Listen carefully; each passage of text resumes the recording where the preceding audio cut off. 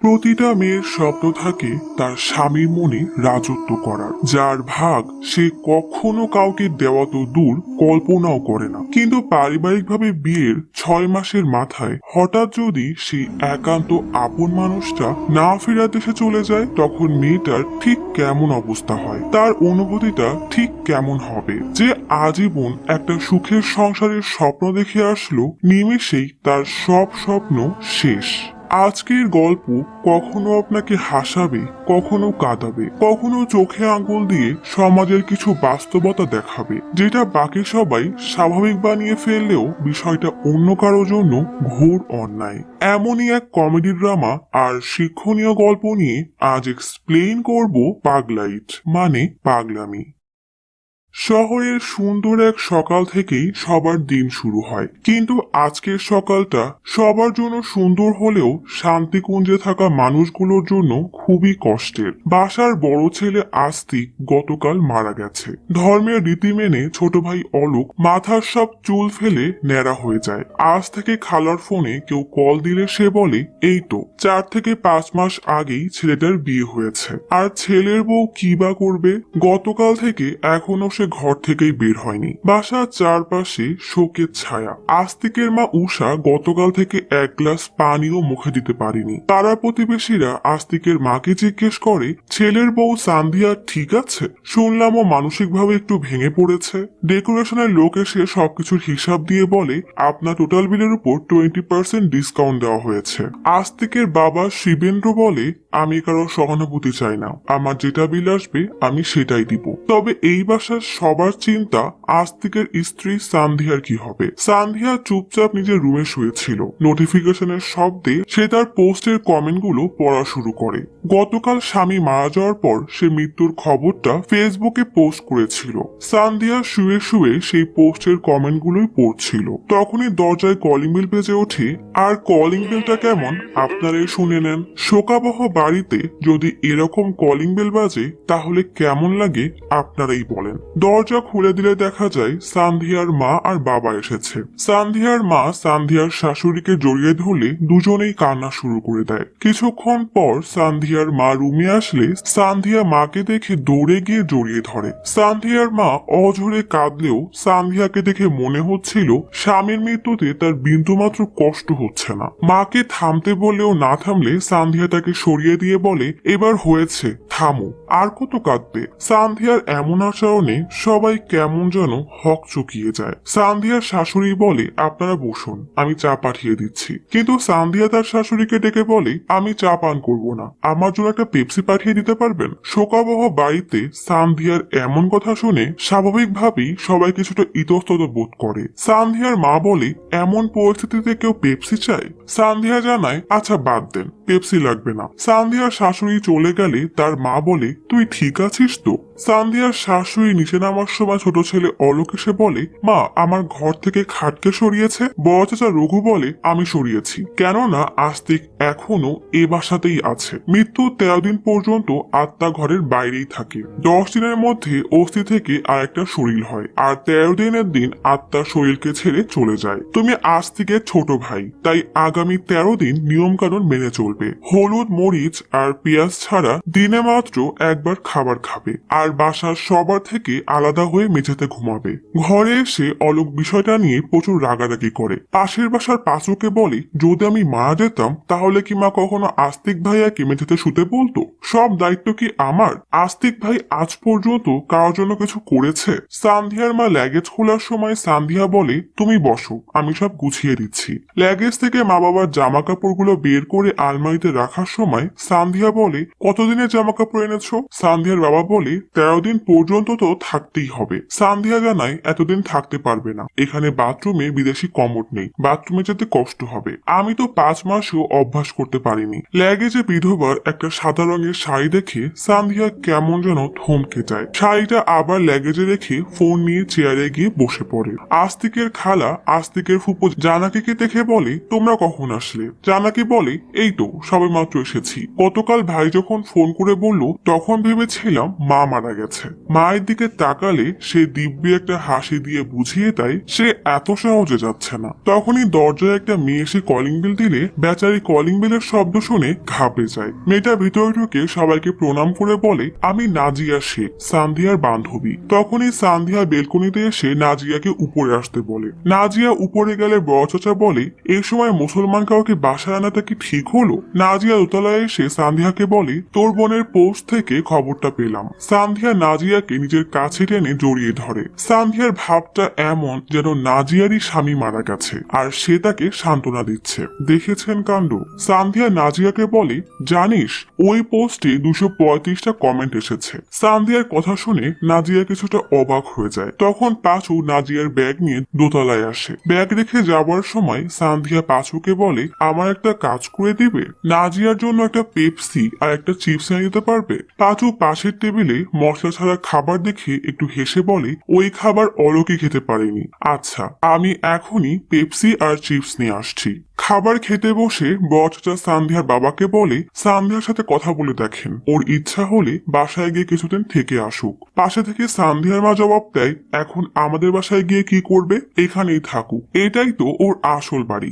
অপরদিকে নাজিয়া সান্ধিয়াকে জিজ্ঞেস করে, তুমি এমন কেন করছো? তোমাকে দেখে মনে হচ্ছে কিছুই হয়নি। সান্ধিয়া সুরাগের দিকে তার স্বামী জুতাগুলোর দিকে কিছুক্ষণ তাকিয়ে থাকে। তারপর নাজিয়াকে বলে, ছোটবেলায় আমার একটা বিড়াল ছিল, একদিন গাড়ির নিচে পড়ে মারা যায়। সেদিন আমি অনেক কেঁদেছিলাম। 3 দিন আমি কোনো কিছু খাইনি। কিন্তু আস্তিক মারা যাওয়ার পর আমার তেমন কোনো অনুভবই হচ্ছে না। আমার একটুও কান্না পাচ্ছে না, আবার অনেক ক্ষুধাও লাগছে। মনে হচ্ছে কোথাও পালিয়ে যায়। রাতে সান্ধিয়া বিছানায় বসে চিপস খাচ্ছিল। তখনই তার মা হন্তদন্ত করে রুমে এসে দরজা বন্ধ করে দেয়। ওনার নিচ থেকে একটা কড়াই বিছানার উপর রেখে নাজিয়াকে বলে, পুরনো কিছু পেপার নিয়ে আসো তো।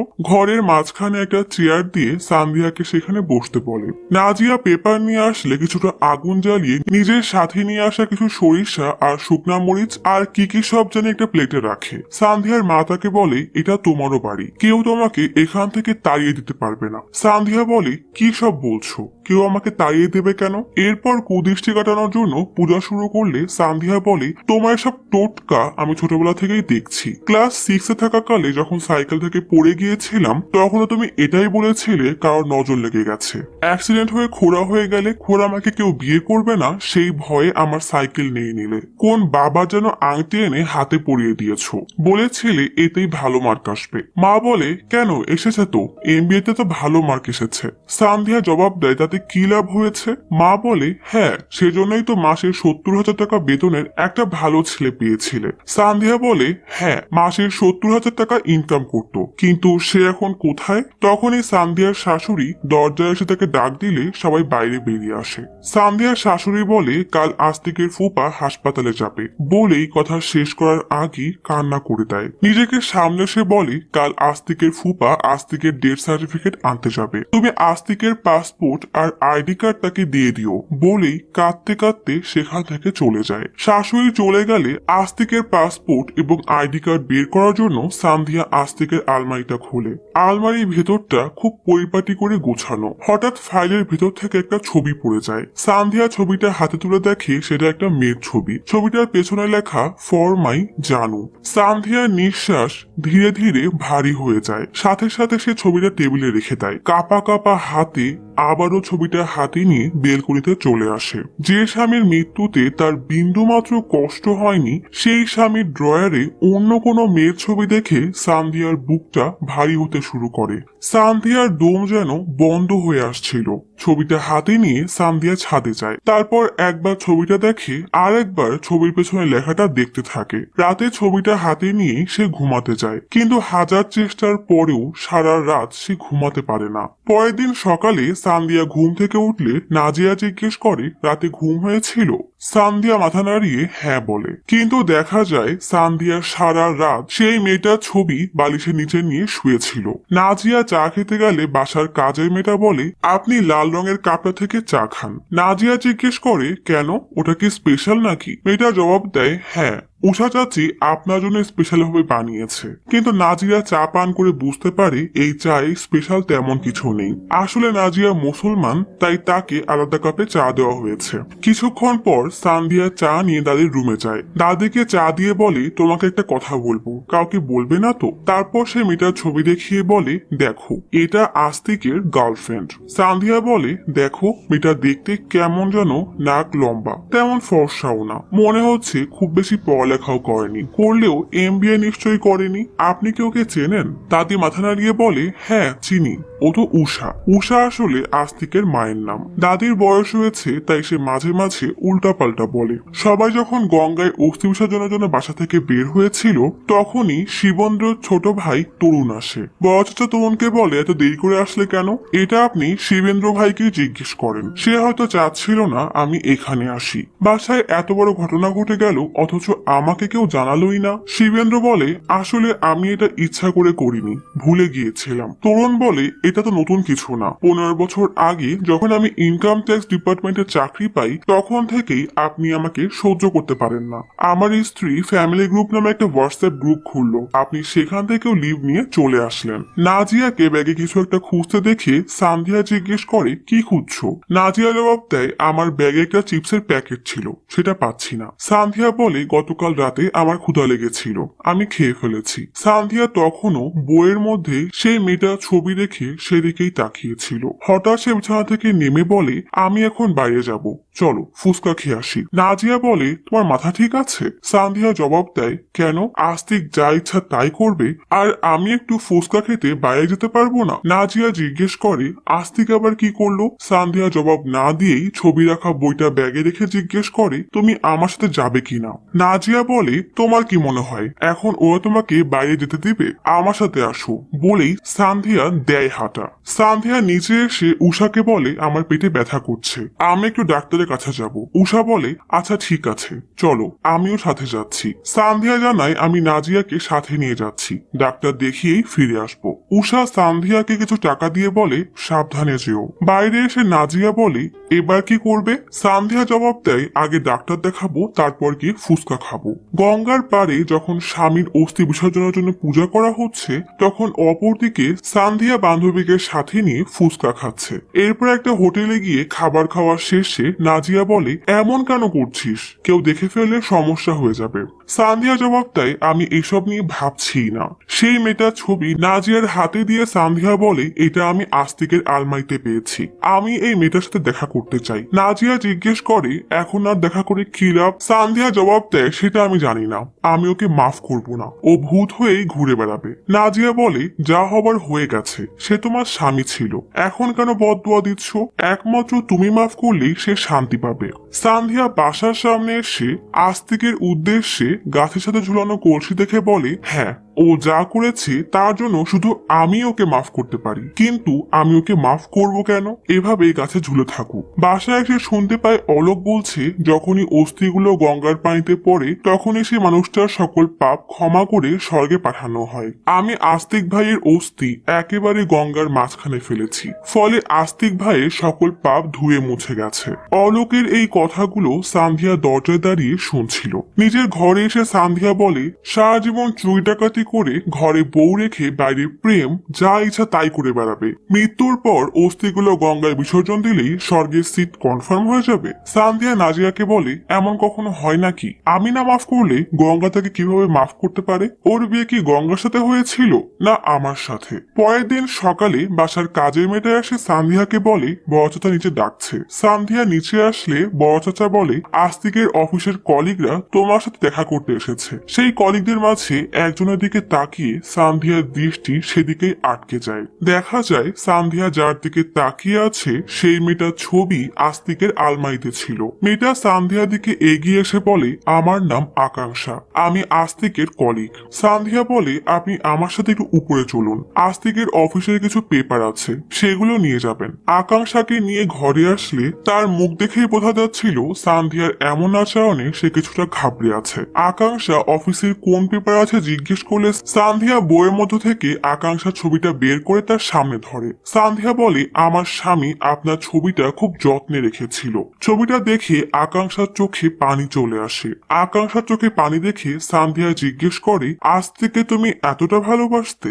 আমি ওকে কখনোই সন্দেহ করিনি। চোখের পানি মুছে আকাঙ্ক্ষা বলে, তুমি যেটা ভাবছো এমন কিছুই নেই। আস্তিক কখনোই তোমাকে ধোকা দেয়নি। সান্ধিয়া বলে, এখন আর মিথ্যা বলে কি লাভ? আকাঙ্ক্ষা জবাব দেয়, আমি মিথ্যা বলছি না। আমরা একে অপরকে ভালোবাসতাম, এটা ঠিক, কিন্তু তোমাদের বিয়ের পর আস্তিক শুধুমাত্রই আমার কলিগ ছিল।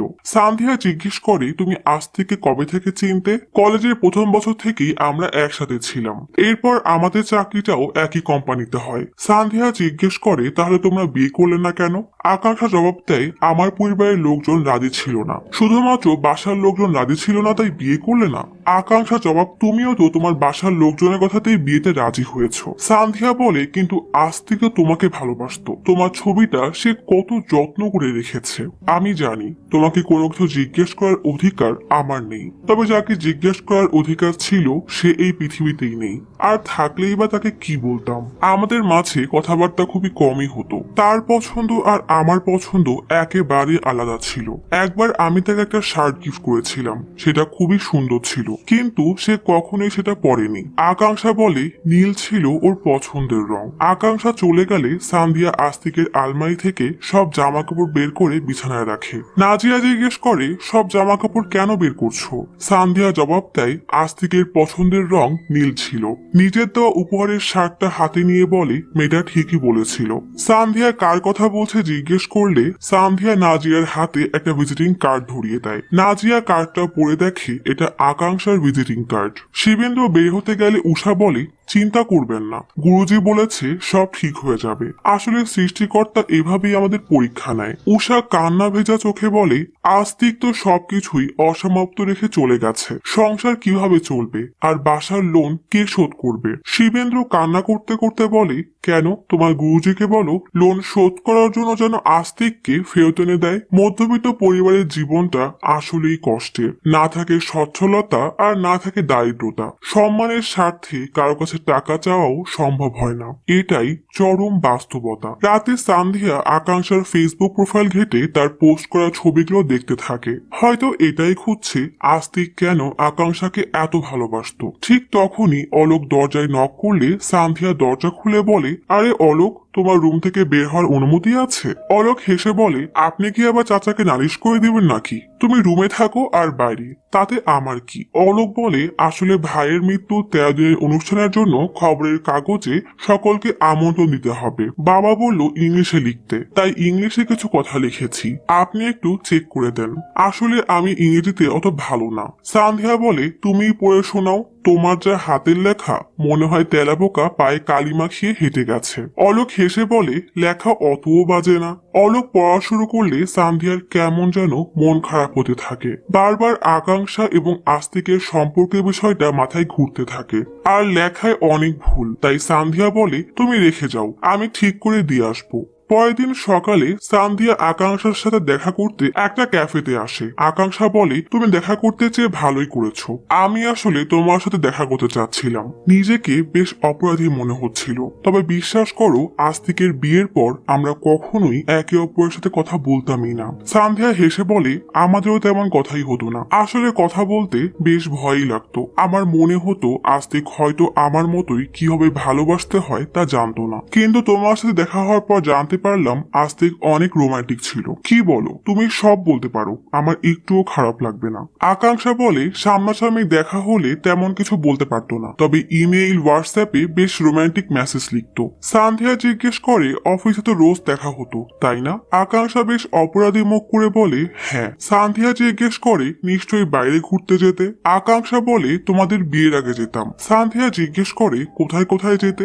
আকাঙ্ক্ষা বেশ অস্বস্তি বোধ করে, তাই পাল্টা প্রশ্ন করে এসব কেন জিজ্ঞেস করছো? সান্ধিয়া বলে তা জানি না, তবে তোমরা কোথায় যেতে, কি কথা বলতে সব জানতে চাই। শত হলেও আমি তার স্ত্রী, ওর কিছু পুরনো স্মৃতি জোগাড় করছি, ব্যাস। যদি তোমার কোনো সমস্যা না থাকে তাহলে বলো। পরের দিন সকালে অলোক এবং শিবেন্দ্র আস্তিকের জন্য ঘাটে পূজা দিতে যায়, আর আকাঙ্ক্ষা সান্ধিয়া এবং নাজিয়াকে নিতে আসে। হারানো স্বামীকে চেনার পথে সান্ধিয়া তার পুরনো প্রেমিকার সাথে যায়। অবাক হয়ে আকাঙ্ক্ষার আচার আচরণ পোশাক সব দেখতে থাকে। আকাঙ্ক্ষা প্রথমে তাদেরকে অফিসে নিয়ে আসে। আস্তিকের রুমের সামনে এসে সান্ধিয়া থমকে যায়। এরপর আকাঙ্ক্ষা রুমে গিয়ে দেখে আকাঙ্ক্ষা তার কর্মজীবনে কতটা ব্যস্ত। বাসায় এসে নিজেকে আয়নায় দেখতে থাকে, হয়তো সেও আকাঙ্ক্ষার মতোই হতে চায়। পরের দিন আকাঙ্ক্ষা তাদের আস্তিক এবং তার ডেটিং স্পটে নিয়ে যায়। সান্ধিয়া তখনও আকাঙ্ক্ষাকে অবাক হয়ে দেখে, তার ব্যক্তিত্বকে বোঝার চেষ্টা করে। এদিকে বাসায় যখন সবাই উষার গুরুজির প্রবচন শোনায় ব্যস্ত, তখন সান্ধিয়া এবং নাজিয়া দাদির রুমের পেছনের দরজা দিয়ে বাসা থেকে বের হয়। মেট্রোতে এক কাপলকে খুনসুটি করতে দেখে সান্ধিয়া মুচকি মুচকি হাসে। এরপর আস্তিক এবং আকাঙ্ক্ষা যেই ক্যাফেতে দেখা করত সেখানে আকাঙ্ক্ষার সাথে দেখা করতে যায়। বাসায় এসে ঘরের মধ্যে সানগ্লাস পরে নিজেকে আয়নায় দেখে ভাবতে থাকে, আজ যখন তারা আকাঙ্ক্ষা এবং আস্তিকের ডেটিং স্পটে গিয়েছিল তখন সে কিভাবে নিজের অজান্তেই এক কাপড়কে বিব্রত করে দিয়েছিল। সেসব ভেবে একা একাই হাসতে থাকে। কাপড় নাড়তে গিয়ে দেখে তাদের বাসার দুই পিচ্চি এই বয়সেই প্রেম করছে। রাতে আস্তিকের বাবা এবং সান্ধিয়ার বাবার সাথে আস্তিকের বড় এবং ছোট চাচা বসে কথা বলছিল। ছোট চাচা আর বড় চাচা বলে সান্ধিয়ার সামনে পুরো জীবন পড়ে আছে, সে একা কিভাবে থাকবে, ওকে একটা বিয়ে দেওয়া দরকার। সান্ধিয়া পাশের রুমে দাদিকে খাবার খাওয়াচ্ছিল, সেও কথাগুলো খুব ভালোভাবেই শুনতে পাচ্ছিল। আস্তিকের ফুপা বলে নেটে অনেক ওয়েবসাইট আছে, সেখানে সান্ধিয়ার প্রোফাইল দিলেই হয়ে যাবে। সান্ধিয়া এবং আস্তিকের চাচাতো ভাই আদিত্য সব শুনে বেশ অস্বস্তি বোধ করে। সান্ধিয়া রাগ করে সেখান থেকে নিজের রুমে চলে আসে। পরের দিন সকালে ইন্স্যুরেন্স কোম্পানি থেকে এক লোক এসে জানায় আস্তিক মারা যাওয়ার আগে সান্ধিয়াকে নমিনি করে 50 লাখ টাকার ইন্স্যুরেন্স করে গেছে। এই কথা শুনে বাসার সবাই হতবাক হয়ে যায়। এটাই তো স্বাভাবিক, টাকার কথা শুনলে আত্মীয় স্বজনের লোভ সেদিকেই যায়। আসলে আস্তিকের ফুপাই ইন্স্যুরেন্স কোম্পানি ম্যানেজারের সাথে কথা বলে তাকে বাসায় এনেছিল। সান্ধিয়ার মা জলদি সান্ধিয়াকে ডেকে আনে। সবাই কেমন যেন রাগি চোখে সান্ধিয়াকে দেখতে থাকে। সান্ধিয়া না চাওয়া সত্ত্বেও মায়ের জোরাজুরিতে ইন্স্যুরেন্স পেপারে সাইন করে দেয়। ইন্স্যুরেন্স কোম্পানির লোকটি সাইন নিয়ে যাওয়ার সাথে সাথেই বড় চাচা আর ছোট চাচা মিলে ফুপাকে একদম চেপেই ধরে, কারণ সে তাদেরকে না জানিয়ে ইন্স্যুরেন্স কোম্পানিকে কেন জানালো। তাদের আগে বললে তারা নমিনি বদলানোর কোনো ব্যবস্থা করতে পারত। ফুপা বলে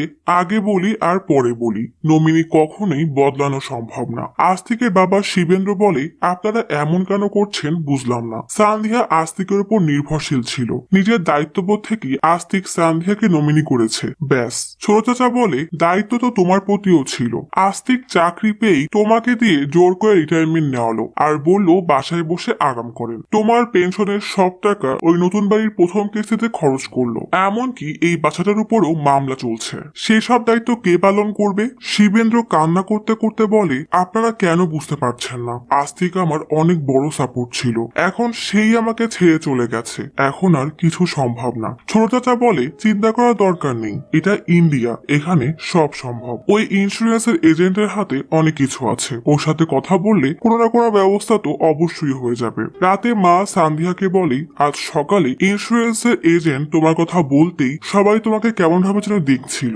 দেখেছিলা? সান্ধিয়া বলে মা তুমি না টিভি সিরিয়াল একটু কম দেখো, মাথায় কি সব চিন্তা ভাবনা ভরে রেখেছো? মা বলে এখন আর তোমার এখানে থাকা উচিত না, তুমি তো শিক্ষিত, নিজের দেখাশোনা নিজেই করতে পারো। 13 দিনের অনুষ্ঠান শেষ হওয়ার পর আমাদের সাথে বাসায় ফিরে যাবে। আজব দুনিয়া, মেয়ে টাকা পেল আর মা বাসায় নিয়ে যেতে ব্যস্ত হয়ে গেল, অথচ এ বাসায় এসেই বলেছিল এটা সান্ধিয়ার বাসা, সান্ধিয়া এখানেই থাকবে।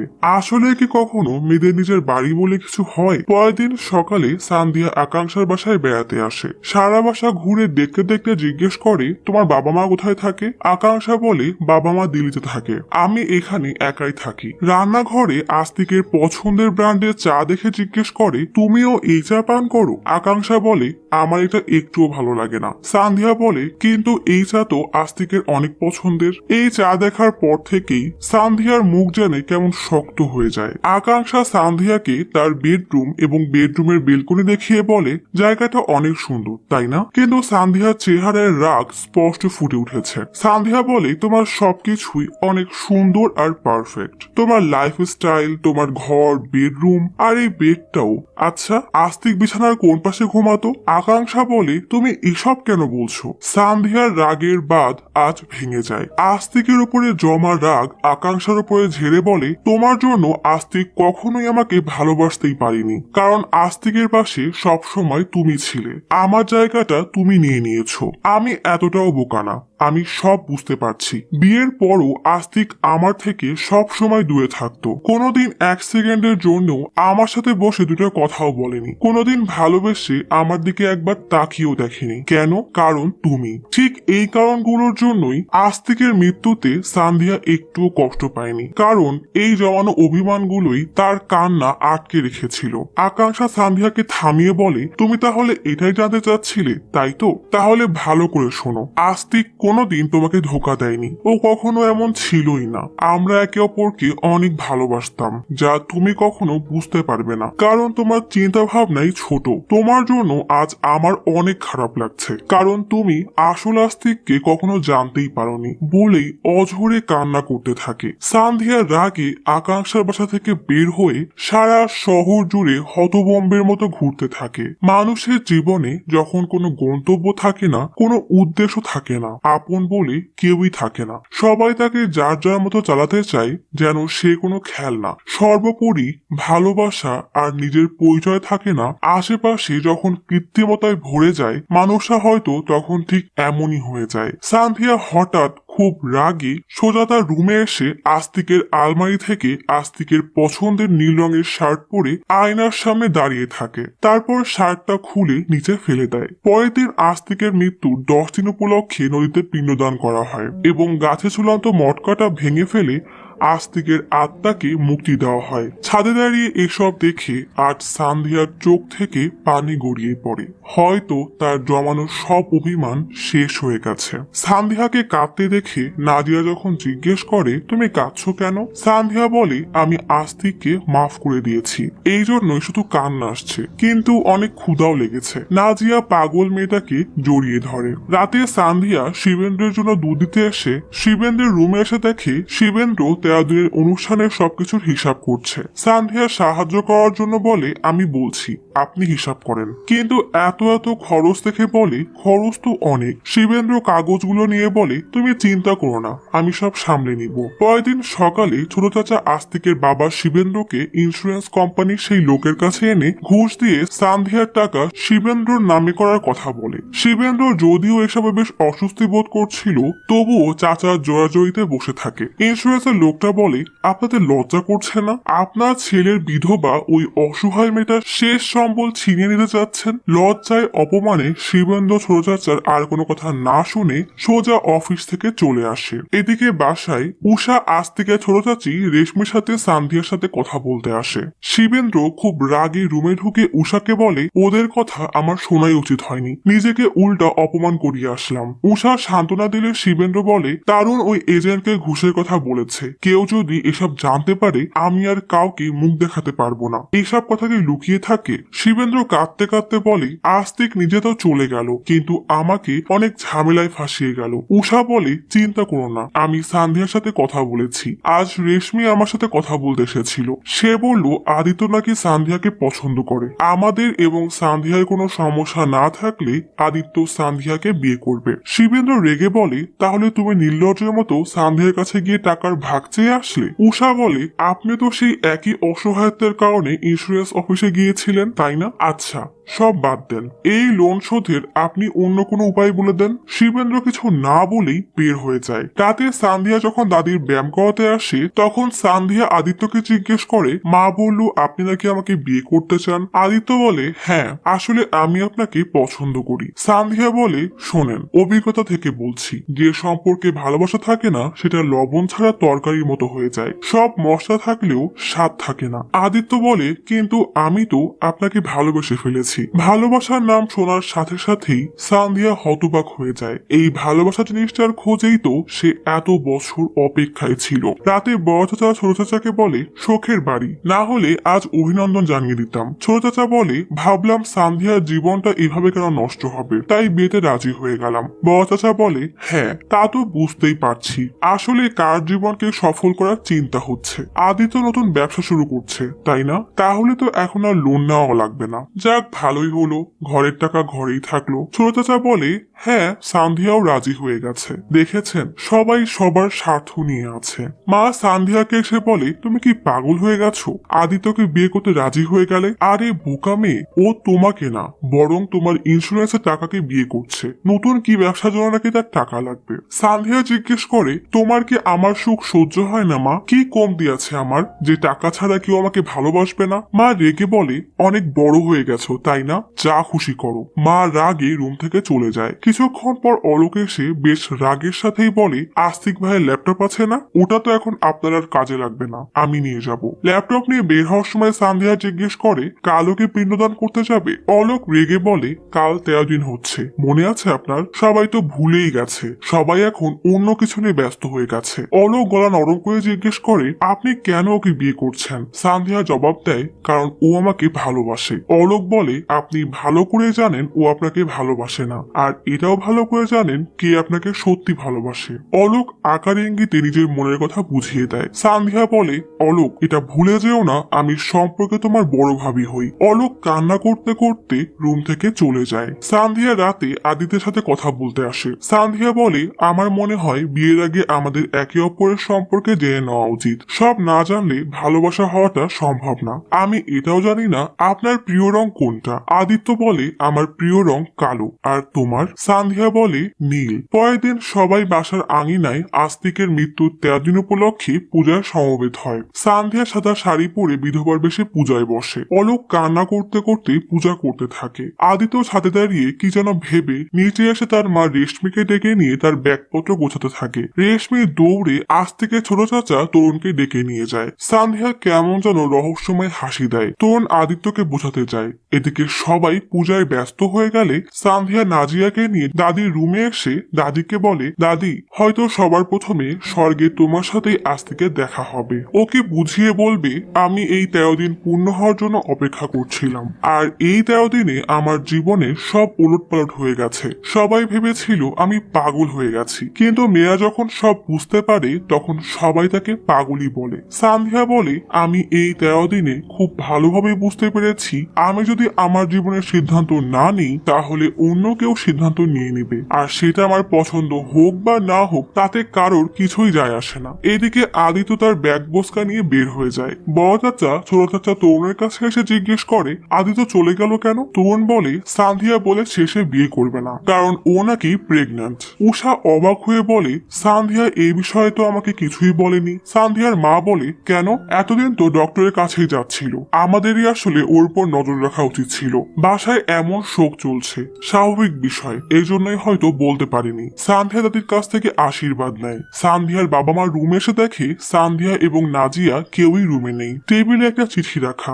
চিঠিতে লেখা মা তোমার টোটকা কাজে দিয়েছে, আমার উপর থেকে বদনজর সরে গেছে, আর হ্যাঁ আমি প্রেগন্যান্ট না। কিন্তু এই কথা বলার পর আদিত্যের চেহারা দেখার মতো হয়েছিল। ও আসলে আমাকে ভালোই বাসে না, ওর মিথ্যা ধরার জন্যই আমি মিথ্যা বলেছিলাম। তুমি তো বলেছিলে আমি শিক্ষিত, আমার উচিত নিজের খেয়াল নিজেই রাখা, সেটাই করতে যাচ্ছি। আমি পৌঁছে কল দিব। উষা দাদির রুমে এসে দেখে দাদির রুমের পেছনের দরজা খোলা, আর দাদির হাতে চিঠি। চিঠিতে লেখা আগামীকাল কানপুরে আমার ইন্টারভিউ। পালিয়ে যাওয়া লাগলো কারণ মেয়েদের জন্য সম্পূর্ণ দুনিয়া ভাবে, কিন্তু কেউ কখনো জানতেই চায় না মেয়েটা আসলে কি চায়। সবাই তার সিদ্ধান্ত চাপিয়ে দিতে চায়। এই 13 দিনে আস্তিক যেমন নতুন শরীর পেয়েছি, আমিও তেমন এই 13 দিনে নতুন এক জীবন পেয়েছি। আমি জানি আপনারা সবাই আমার ভালোর জন্য সব করেছিলেন, এই জন্যই ধন্যবাদ। দাদির বালিশের নিচে বাবার জন্য 50 লাখের চেক রেখেছি। বাবা কখনো বলেনি, তবে আমার থেকে বাবার এই টাকাটা বেশি জরুরি। চেক দেখে উষা কান্না করে দেয়। সান্ধিয়া বলে